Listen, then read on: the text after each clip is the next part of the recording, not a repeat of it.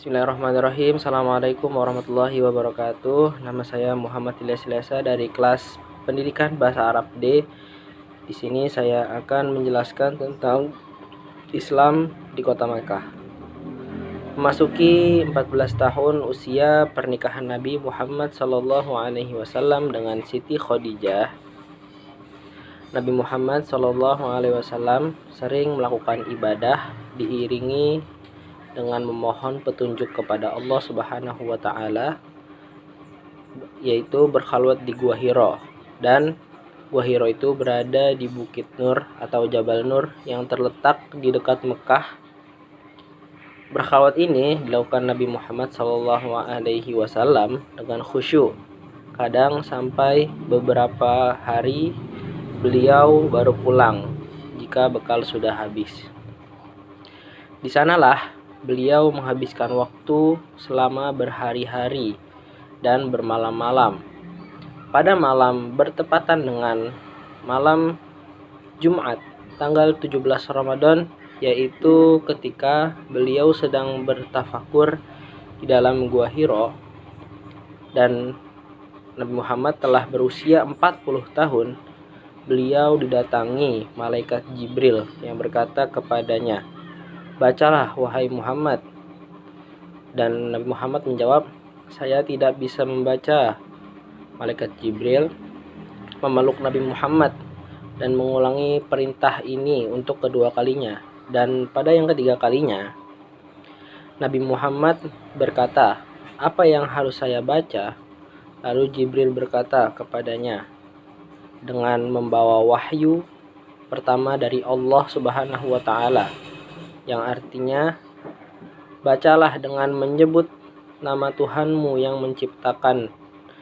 Dia telah menciptakan manusia dari segumpal darah.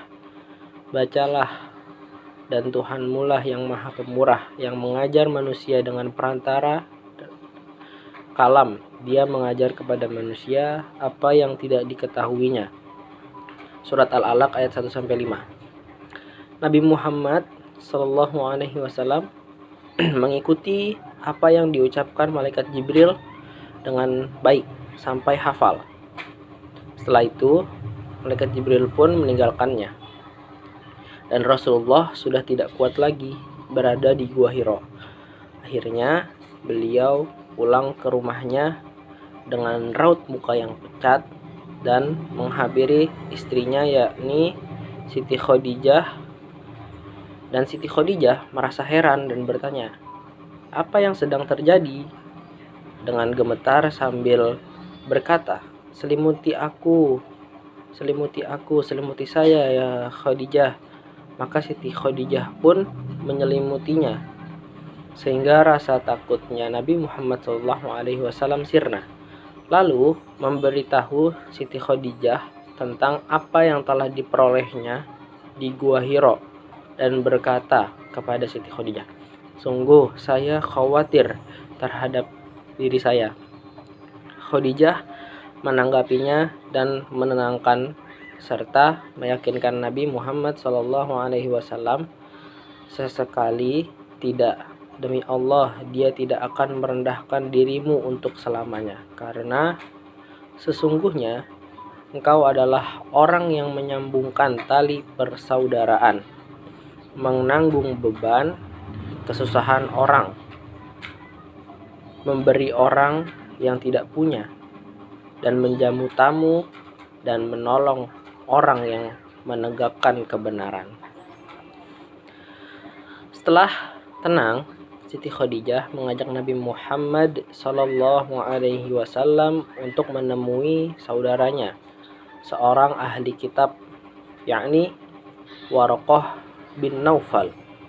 Di depan Waraqah, Nabi Muhammad SAW menceritakan semua apa yang terjadi di dalam Gua Hiro. Dengan penuh perhatian mendengarkan cerita yang disampaikan Nabi Muhammad SAW.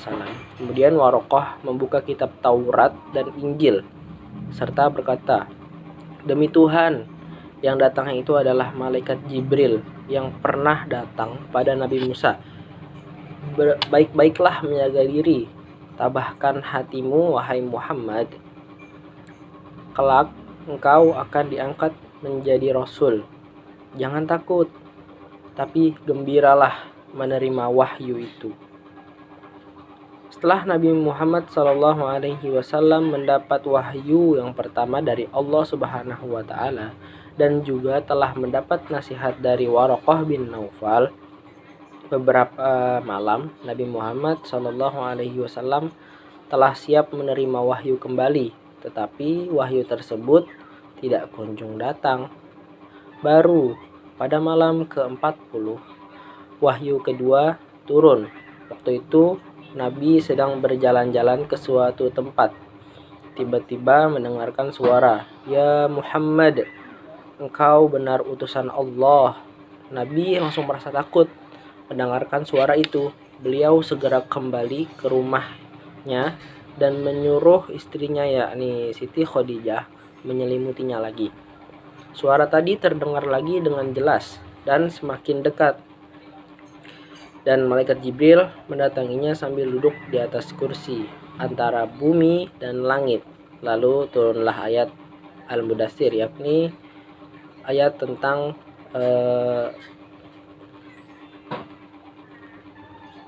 ajakan masuk Islam dengan secara sembunyi-sembunyi. Lanjut, dakwah secara terang-terangan atau secara umum. Selama lebih kurang 3 tahun Nabi Muhammad SAW berdakwah secara sembunyi-sembunyi. Allah Subhanahu wa Ta'ala menurunkan firman, yakni fasda' bima tu'maru wa'arid 'anil musyrikin, yang artinya, maka sampaikanlah olehmu secara terang-terangan segala apa yang diperintahkan kepadamu dan berpalinglah dari orang-orang yang musyrik. Quran Surat Al-Hijr ayat 94.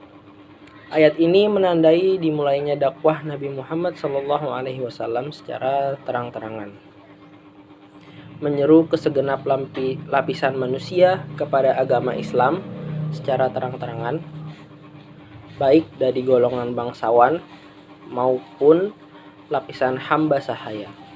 Begitu juga kaum kerabat beliau sendiri atau orang-orang yang jauh. Pada suatu hari Rasulullah SAW berdiri di atas bukit Sofa memanggil suku Quraisy hingga orang-orang pun mengerumuninya.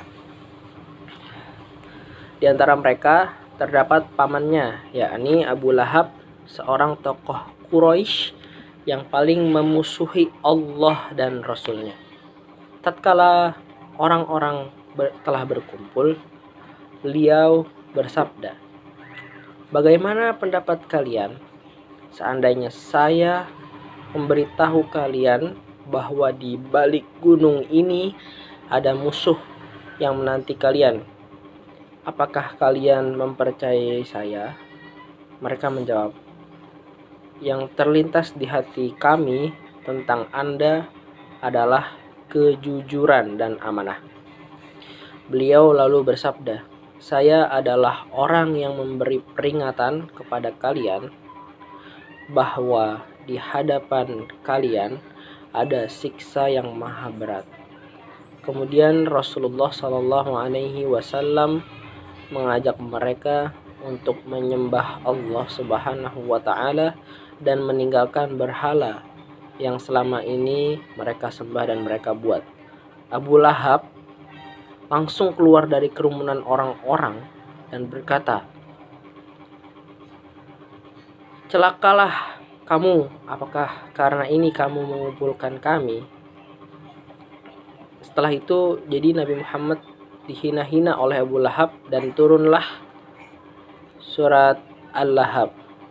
Syukran. Assalamualaikum warahmatullahi wabarakatuh.